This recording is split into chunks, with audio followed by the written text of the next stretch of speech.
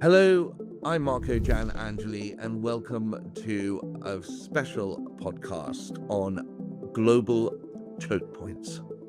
The one lesson we've all learned from problems at the Strait of Hormuz is that we are less prepared than we thought to deal with what happens when a vital trade route becomes contracted. Add to that the dilution of international law, and we're left in a quandary. To help us wade through this quandary, I'm joined by, in no particular order, however, Stewart Patterson, who is Sibylline's geoeconomic consultant and the author of a new Sibylline report on this subject, Commander Tom Sharpe, who's a maritime expert known to many of you already, and another familiar face, Professor Alessio Patalano from King's College London, who also specializes in maritime issues and Asian military threats. And by Asian, I think we know what we mean. So welcome, everyone. Thank you for joining me. The limits of military planning. We always believed that we had an insurance policy, that worst came to worst, we could send the navies in to unblock the blockage. It hasn't proved that easy, has it, Tom? Well, the military plans are only as good as the pole mill divide, right? And in Florida, from Florida to Washington's a long way, in every sense of the word. Where CENTCOM will have done this plan, and I was once upon a time involved in it. In CENTCOM, I would fly there, regularly to try and unpick this. And frankly, anyone who's, to your first question about why this has caught us by surprise, well, it hasn't caught us by surprise. It's caught one or two people by surprise. Anyone who's operated there, anyone who knows anything about choke points, and specifically the way Iran has configured themselves, pretty much post Operation Earnest Will, 1987, they set about from that day onwards configuring themselves for this eventuality. And anyone who's been there in the interim time or read anything about it will recognize the way they've done that. And it's specifically to be difficult to strike, to evade the might of, let's say, the US Navy. And that was clear to everyone. And certainly having been to CENTCOM and wargamed this, there were situations where we would lose, and we would lose because we eventually would run out of interceptor missiles. And this was before they had Shaheds, by the way. I mean, this was just their ballistic missile threats. So none of this is a surprise. But to your point about the military plan stopping somewhere between Florida and the White House, maybe between the White House and the Pentagon, or maybe between the Pentagon and the White House, I don't know where that break was. I could hazard a guess. But someone has ignored 30 years of accumulated experience on this and gone, well, what worked in Venezuela will surely work in Iran. And that's how I think we've got ourselves into this muddle. And I think, I know we'll come on to the Strait as well in specifics, but people are very confused about the difference between closing the Strait and controlling the Strait. And I think just that sort of slight shift in lexicon led us down the road that we're now in, and basically unable to unravel. Thank you, Tom. Alessio? I think, following up on what Tom has just said, I think there's three sort of wider reasons why one has to draw a distinction between the political circumstances under which a particular instance takes place, and then the military planning around a particular type of missions. Because, let's be absolutely clear, we've got Call of Duty, that video games that in 2012 had the first edition of Hog Island. So, basically pretty much any sailor in the US Navy that joined in the last 2 to 3 years have probably played this for the last 10 years. And that's not even getting into the classified world of CENTCOM. So it's hard to suggest that the military planning or an idea or where certain islands are positioned in the Gulf region, where the Strait of Hormuz is outside the grasp of most people, let alone the military. So why didn't it go right? Because, of course, it all depends. You cannot just sort of fight your way out of a problem that is a fundamentally political question. right? So we have to be careful not of conflating. That's the first point. The military planning on one side with the political conditions that then should enable a particular type of military planning for a specific mission to be successful or not. And in this case, Iran, like the United States, has probably spent the last 40 years trying to address its limitations, strengthen its position, and create conditions that would make it very complicated for anyone else to look after the Strait of Hormuz and in particular the flow of goods. That's the first thing. The second thing is, and Tom alluded to that, I think the acceleration of the application of affordable technology in denial missions, in particular if you're Iran, just throwing drones and a combination of drones and missiles to wreak havoc in what is a very narrow sort of point of passage for shipping. It's just something that in recent, they come to full fruition in the last 4 to 5 years. We've seen with, in particular, the Black Sea trade floors, the first moment in which that change of balance between defense, and in particular denial on offensive, the use of denial capabilities sort of underwritten by asymmetric drone and missiles. I think that's a relatively new thing. And I think in that respect, military planning did not catch up sufficiently at speed, at pace of relevance, as the military terminology would have it, in terms of the effect that it could potentially have in a place like the Strait of Hormuz.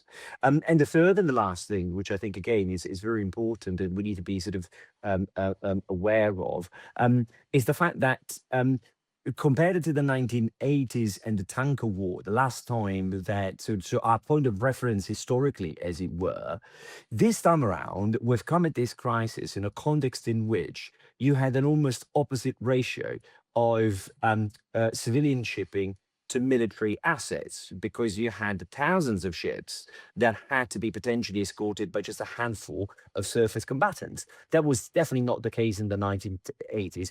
Definitely historically, it's never been the case that so many civilian ships had to be escorted through a much more endangered area because of how technology has changed the denial and the application of denial in relation to so few available surface combatants. Thank you, Alessio. And Tom, if I can just ask you to underline a point. You don't need to close completely a strait to block it, do you? Yeah, 100%. I think closing versus controlling are two very separate things. And the working assumption was Iran will never close the strait because it's not in their interests and China won't allow it. They haven't closed the strait. They've controlled it. And that's, small change in word, but a very big change in effect. Thank you. Just to move on slightly, and I'll bring this to Alessio, if I may. Stewart suggested in the report and to me last week that one problem is that the effect of international law is diluting.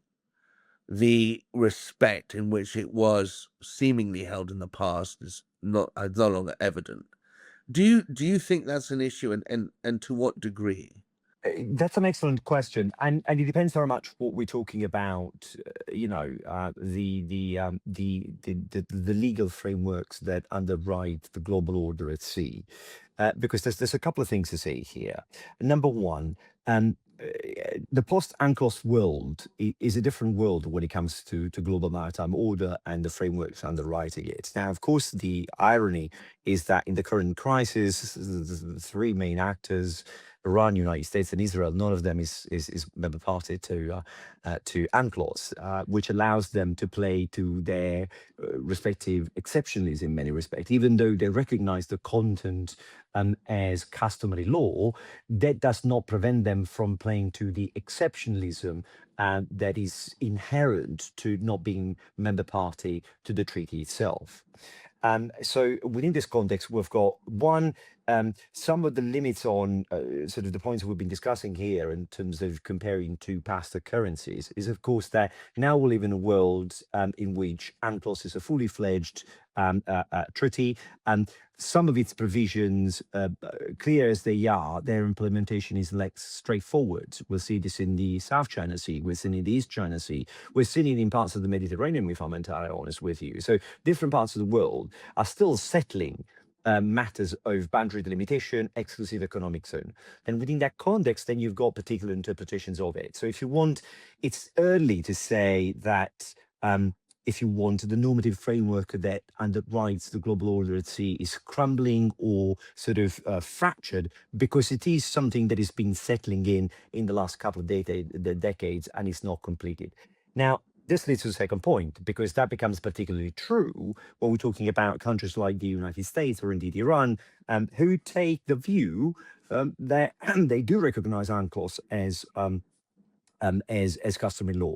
But that does not prevent them from having also the opportunity to play to the strengths of their own exceptionalism. So, for example, the United States' ability to intercept shipping that is sanctioned through federal law in the United States outside territorial waters, that's part of where that exceptionalism comes from. It would be impossible for us, and Tom sort of can certainly elaborate a lot more on this, but the reason why we conducted certain sort of interception of shadow fleet assets, and we didn't, it's because we play by the rule of the law as member party of UNCLOS. The United States, in some respects, have margins of maneuvers. So there's an element of because there is a framework that is in place, those who have not fully signed up to it sort of can play to elements of their being exception to the rules. But this leads to the third point, which is there's a balance here. And I'd say more than fractured, we're looking at a global order at sea that is becoming, from a legal perspective, a little bit more fragmented rather than fractured, in the sense that those who are now taking advantage of their special position because of their exceptionalism are pushing that to the extremes. But at the same time, in doing so, they're also reinforcing the importance and the existence of that sort of body of law. Let's not forget that when it became clear that if you go through territorial waters in the UK and you're a shadow fleet asset, you will be stopped and searched. That the Russians have started to change how to make changes to their register to reflag ships so that they can escort them, right? So that in that sense, as I said, this is about fragmentation of the system.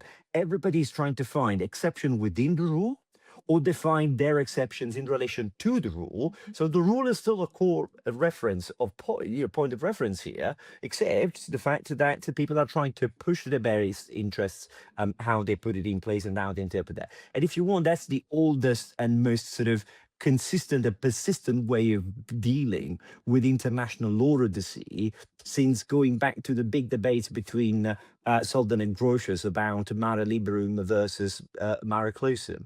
So these 3 points to me are the sort of important point. And this is not a fractured system, it's a fragment system, one in which the rules are still the rules, it's just that everybody else is trying to play to their interest a lot more than before. And Tom, do you have a view on that, on the erosion of international law? Defending international maritime law it's a hard ask. It's a hard thing to describe to people. And you've only got to look at yesterday's conversation about Operation Fortress and our ability to get into French territorial waters to know the level of misunderstanding there is. To Alessio's point, it's a guardrail. In my mind, it's a set of guardrails that was put in place for good reasons. And everyone's pushing and pulling on those guardrails. If you look at the difference in our approach to boarding dark fleet ships versus the US, versus actually most of the rest of the Europe and Baltics, who were more forward-leaning than we were, less forward-leaning. The point is, it's all centered on something, whether you agree with it or not. China, we know, doesn't agree. The 9-line ruling where they in The Hague, where they said, well, we don't recognize that. So for them, but there are still guardrails. And my problem is the way that particularly Hormuz is going right now, is that it's in danger of setting a precedent that removes those guardrails. And once they're gone, then you end up with the kind of conditions at sea that led to their creation in the first place. But this is nebulous stuff. It's kind of far away. It's out at sea to a lot of people, and I struggle with this a lot. It makes It makes no sense, and I'm not totally convinced I've made it make sense just now, but that's how I see it in my mind. Thank you, Tom. Stuart, if I could ask you, um, guardrails, as Tom put it, but given that there is so much pressure on these guardrails, what are the commercial implications of that? Are companies taking risks or are they becoming uber cautious? Great question. I mean, I think companies are running huge risks. The concern is, do they understand the risks? And so it might not necessarily be a conscious risk. I mean, I think one of the choke points or combinations of choke points that clearly has the potential to be devastating to supply chains is the Taiwan Strait and the Malacca Strait. Um, and, to mitigate the combination of those two, and I would emphasize Tom's point earlier about the difference between control and closed, because what we would probably be talking about here is two different elements of control, rather than a complete closure, because the Chinese would be, in the scenario that we envisage, controlling the Taiwan Strait. And the reason why it might coincide with a disruption in the Malacca State would be a retaliatory move by other people. But clearly, the way global supply chains are structured at the moment, within sort of North Asia and Southeast Asia, and the sort of share of global manufacturing and how those feed into both European and North American supply chains, this would be, have an absolutely devastating impact on the world economy. And I think what we've seen really in the last 6 years, we've seen the beginnings of action recognizing those vulnerabilities. We've seen sort of nearshoring and reshoring sort of beginning to bite. But the dependency is still very real. They're very large. And there needs to be, I believe, a much more coordinated and holistic approach to de-risking from these maritime choke points. Well, I suppose that brings us to the heart of the matter, doesn't it? Because, look, Tom, you will remind us all that last year we set a carrier task force to the South China Sea, and I'm asking myself why. What do we hope to achieve with that type of muscle flexing, when the reality is that we are surely left with a position in which we just have to shrink our supply chains? Yeah, look, I mean, I supported Carrier Strike Group 25. I think I might be the only person in the country who did. But from a maritime, look, partly my thinking is because if you don't do this stuff, you forget how to do it, right? So globally deploying a task group is monumentally hard on its own before you start fighting. And ensuring that your logistics and your communications and your intelligence and all those wrappers that never get seen, they're not sexy, they're not talked about, but they're fundamental to the safe operation of warships in peacetime, far less in wartime. If you stop doing that, then you lose it. So at this point, we've got a couple of choices. We either bring everyone back and call ourselves a coastal navy and just accept that that's our reaches to perhaps the Bear Gap and no more, and that we'll do the UK, or we continue to believe that we have some form of global influence. At the moment, we're getting classically caught between the two. We're doing sort of neither particularly well. But I love the ambition of the Carrier Strike Group. I love the fact it drew in allies. I hated the fact it drew them in because we had to. We're doing the most complex military operation on the planet on a shoestring, and CSG 25 really highlighted that in many ways. The way we were so dependent on other countries, like I say, a great strength when you can, a terrible weakness when you have to. So, the other thing about Carrier Strike Group is if something does flare up, you can always bring them back. But this is another area where we are very bad at the moment. We protect exquisite programs like it's our firstborn. we will not change what is in the plan for the Navy come hell nor high water. I mean, even getting the HMS Anson, a nuclear attack powered submarine, back from Australia at the height of in the middle of March to go to the Gulf of Oman, where its use case was unambiguous, took a while. Getting a destroyer out, getting we actually become fixated by programs because our resources are so thin, and everything is on such a tight schedule, quite often governed by maintenance periods, believe it or not, which is even less glamorous than anything else. But that's what drives the cycle. We don't deviate from it. And you compare that to the US carrier operation, where there's a problem, send the carrier, work out what the problem is on the way there, and then deal with it. If the answer is do nothing and come back, then that's also fine. But somewhere between our MOD and our Foreign Office, and perhaps number 10, we've completely lost the idea of carrier operations and what they're actually for, and we've therefore missed some gift wrapped opportunities to use our carriers properly in the strike role. Okay, limited strike role, back to the shoestring, but we're scared. We've now become scared to use them, and I suppose that's how I'll finish. If you don't do CSG 25, if you become scared to deploy globally, then what is the point in those ships? At that point, you may as well give up and just become a coastal defense force. So, that's why I think CSG 25 was a good thing, but it exposed a lot of weaknesses. Thank you. And that begs, another question to perhaps Alessio and Stewart. Can we really foresee a time when we will go to war over a maritime trade route, where we will risk real kinetic conflict?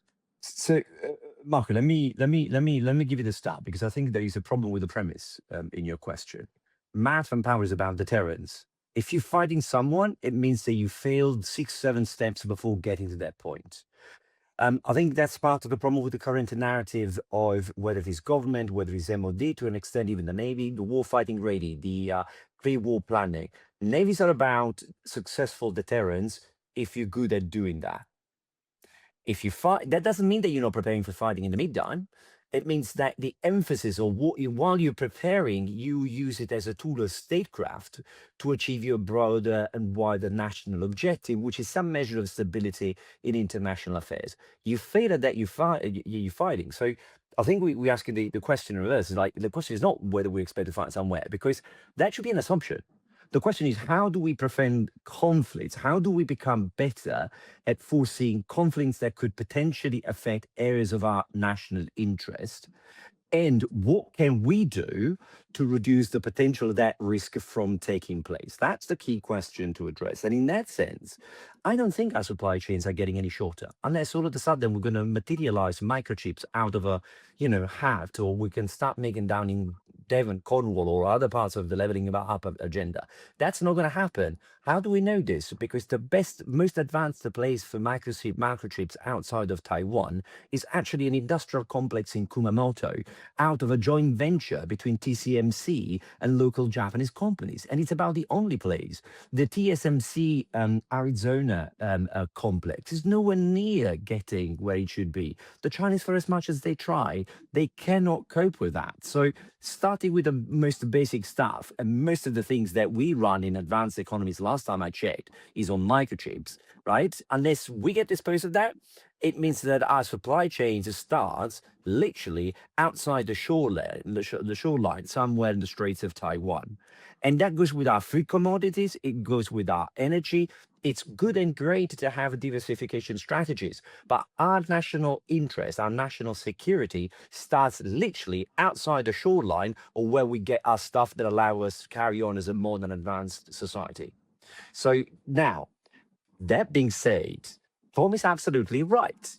We now shrunk the Navy to a point that we are a medium-sized regional power with nuclear weapons at sea. There's no other way to put it. CSG 25, and I'm the only other person together with Tom probably to have supported this as a mix too. So it's a small club, it's an elite club. So I think we're all happy with that, right? But the point is, precisely because of that, I've always been very much convinced of the importance of it. But I think we have to be absolutely clear. CSG 25 has brought the Navy, to make it happen, has brought the Navy to a situation whereby our availability of resources for the first part of 2026 was what it was.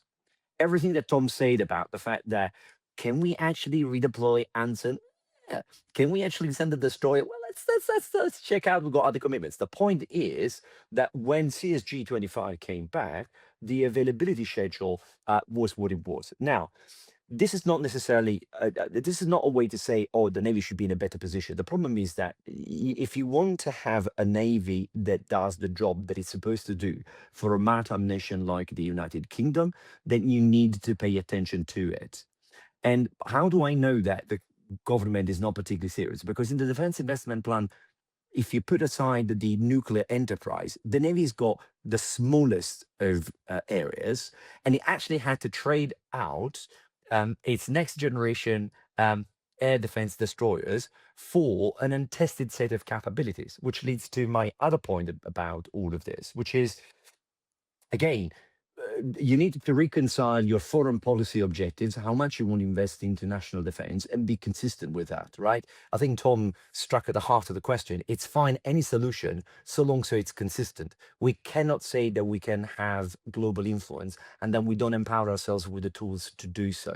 But more importantly, we need also to be careful not to be drawn into that situation whereby techno enthusiasm kind of replaces the fact that at the moment funding is nowhere near where it should. There are some wonderful things that will come out of the hybrid Navy. We've seen some of them already being tested. HMS Stirling Castle is being used as a laboratory. The Royal Navy will probably be at the cutting edge of many things where autonomous and automated capabilities will do. And that's credit to the professionalism of the organization. But at the same time, there are certain things that they are trying because there is no alternative. And that's where it becomes absurd. The situation whereby we have a disconnect, if you want, between foreign policy and the stating objective of our foreign policy and the national security infrastructure to deliver on it, on which the Navy has to be a core component because we are a maritime nation. And then there is the conditions in which the organizations are put to work, the Navy in particular, whereby they have to find solutions to a problem that is not of their own. So they say basically, this is what we'd like to do. This is how much money you got to get. Now go off and try to make it work. That's not the way you really want to be if the ambition is to be a NATO country, a country that matters internationally, and matters internationally and has influence where national interests are. Thank you, Alessio.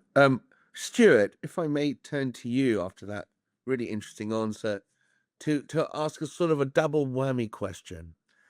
You heard that Alessio said that actually, supply chains aren't shrinking. And to that degree, we're right. We are still reliant on rare earth minerals from wherever they can be derived.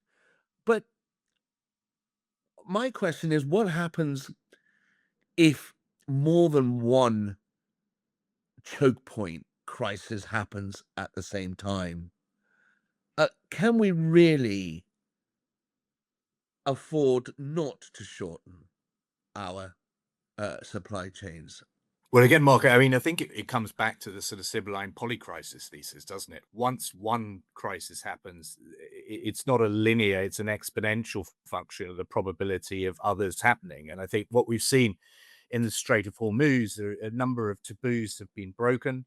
And the sort of demonstration effect to other actors of the leverage that it can accrue to what ostensibly might appear quite a weak regime, is potentially enormous. And so, if you combine that with the gray zone activity that we're seeing out of Russia, with the impotency that we've seen in many ways from the United States in their ability to change the dynamic in the Strait of Hormuz, then I think we're building up to a situation where we do have to consider what the multiple choke point closure or change of control scenarios, and climate is also a factor here as well, right? Because it doesn't actually have to be a geopolitical event, and it could be a geopolitical event in combination with climate, right? So in the report, obviously, we talk a little bit about the Panama Canal and the water shortages and the lack of capacity as a result of that.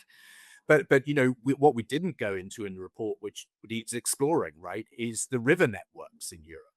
And the canal networks and the lack of navigatability of those under certain climatic conditions. One of the big issues around the Caspian holding back infrastructure has been the uncertainty as to its future depth and what kind of draft of ship you can use. And now we can throw in kinetic risk too, because obviously Ukraine using drones has shown that the Caspian isn't just a Russian lake. And so there's a vulnerability there that we didn't explore.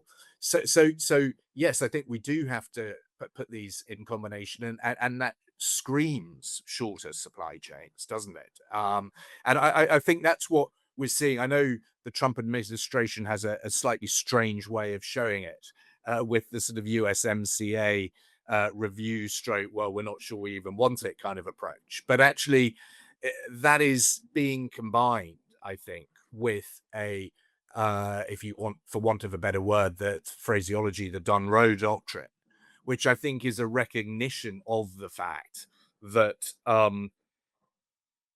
America's backward economic linkages should rest more in their own hemisphere than in the Asia Pacific, and that is a long-term strategic economic objective of the U.S. Government, of both colors or any color for that matter. And then of course we come to Europe, and I mean I don't actually share entirely Alessio's pessimism about the US semiconductor supply chain. I mean, the US excels at design and subsystems in manufacturing, semiconductor manufacturing equipment. There's been about $700 billion of investment, not all of it from TSMC in Arizona, in filling the gaps. Where America has a greater problem, I think, in the chip supply chain is obviously the electronics around it, which is such low value added, industries that it would be completely uneconomic for them to be carried on in the United States. But that's where Mexico and integration into Latin America potentially comes into play. I do worry that the European Chips Act and the equivalent industrial policies of the European Union and associated countries, the UK, Norway, Switzerland, etc., is moving at a much slower pace than the American-led sort of Pax Silica and industry-specific industrial policies, and I think that is a cause for concern for us. We have experienced decades of companies telling us that the future is in China. Cheap labor, high performance. Tell me, I'll begin with Stewart, but obviously please do come in, Alessio and Tom as well. If we are to, if not decouple, then at least disengage, that will present some short-term pain.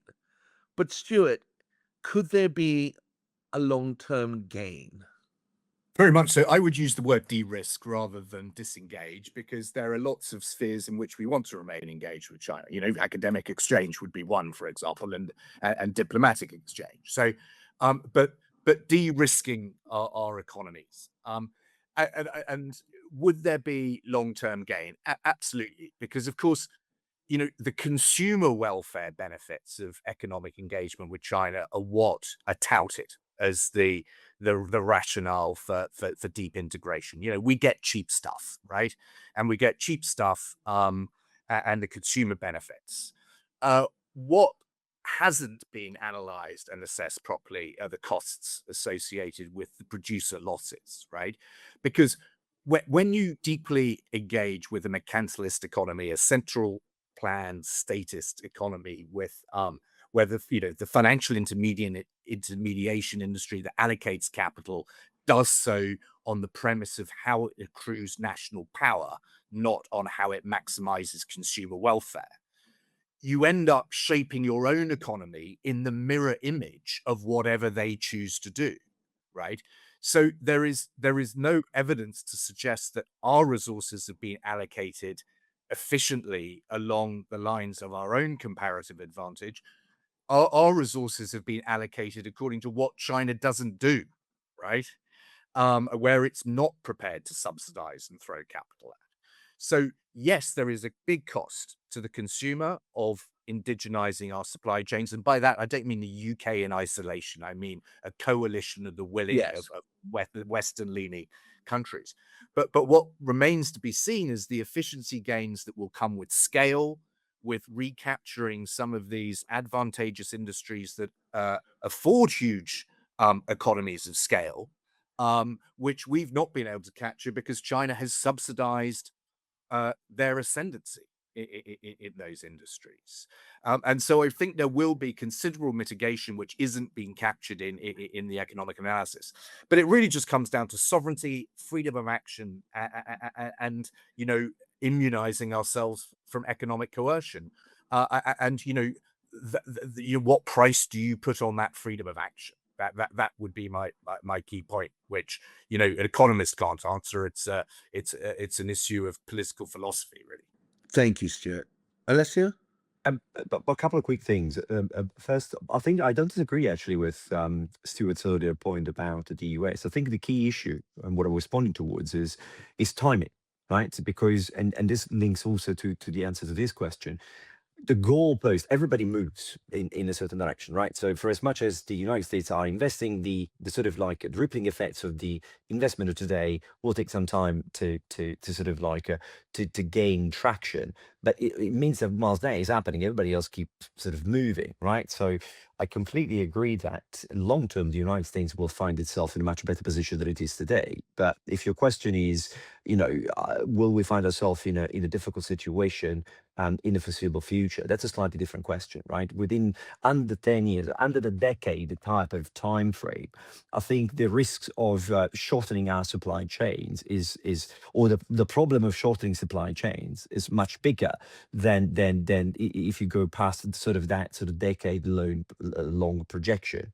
So timing in all of this is really important because long term, as Stewart pointed out, and this goes to this question about de-risking from China, which I think is exactly sort of spot on in terms of how we should approach it. Some countries have already started this. The country that perhaps is best positioned and the one that has the most to lose is actually Japan. And Japan is being sort of quietly and gently de-risking. So in the last 10 years, so in the aftermath of the famous or notorious actually rare earth bans of exports towards Japan back in the mid 2010, the late Prime Minister Abe tried to incentivize Japanese business investing into China to de-invest into China and sort of like keep the factories they had there because there is still a domestic market, but at the same time move and shift to new investments in other parts of Asia. Not everybody at the beginning was particularly enthusiastic, but by the end of the 2010, there was a significant move. Now, that's now an established pattern. But the Japanese, of course, industry is done very quietly because they don't want to upset the relationship with China. They are a neighboring country. You can't move the islands of Japan elsewhere. So it's an intimate relationship that there's just so much you can do to upset. But I think we should be looking at countries like Japan in that sense to get a sense of how to quietly insulate yourself. But there's a part to Stewart answers, which I think is where I wanted to go next, in the sense that at the moment we're doing what the Chinese are not, right? Because that's where we can sort of create an element of complementarity. Part of the conversation should be, and in the UK, this conversation has a blueprint at the back of it, and that's the national security strategy and also the integrated reviews of the previous sort of two cycles, which highlighted that the UK should play to its asymmetric character. It should think about investing into science and advanced tech as a way to not reindustrialize fully, because there's a cost that goes with that and makes it a complex conversation to possess, but moving into areas of industry that are the future. And so in that sense, positioning yourself and identifying those areas whereby through means of AI and quantum, you can actually become a sector sort of setter, a leader, a shaper of these new areas, particularly in the area of governance, defining the boundaries of national sovereignty. And I think these are the areas where there should be some considerable thinking, because these are areas where the sort of the playing field is much more even, and once the type of areas that will have an incredibly importance on matter of national sovereign power and capabilities. That's the sort of thing that, with the de-risking strategy, is not just about how do you shield yourself and your supply chains from a problem of over-dependency from China. Also, identify what are the things that will drive economies in the future. Can you position yourself as an early sort of positioning actor to be at the center of the supply chains of that particular new space? Because that's also how you create growth and how you get yourself ahead in that kind of global interdependence that, for as much as changing shape as it will have, it will still be interdependent in the foreseeable future. If anyone's seeing any signs of this kind of level of strategic thinking coming out of the UK, please let me know. I mean, in a subject which I'm more familiar with, if you just look at the way we're wrestling with dislocating ourselves from US military capability, and the absolute spasms we're going into over that just change from week to week, from contract to contract. It's a series of micro decisions based on what's easy, what's expeditious, what's convenient. I mean, look at Germany and Russian oil, as a sort of bigger example of where we look at our, turning down of nuclear power decades ago, and so on and so on. And it's, again, back to the military example and US weapons, and where I think it's perhaps even more easy to reconcile why we should be doing that gently. You can't disassociate yourself with that. It's a gradual removal rather than a shock. Then if we can't do it there, then I worry about our long-term prospects of doing it anywhere in the Indo-Pacific, frankly. Wow. So what is clear, I think, is that the status quo, as we've enjoyed it for the last few decades, is over. How we navigate new waters, yet to be seen. I'd like to thank everyone for taking part in this really interesting chat. From Stewart, Patterson, thank you. Alessio Patalano, thank you. Tom Sharpe, thank you. I'd like to thank all our viewers and listeners for joining us. And a reminder that if you'd like to download the report, you'll see the link available in the description below this podcast. But in the meantime, thank you and see you next week.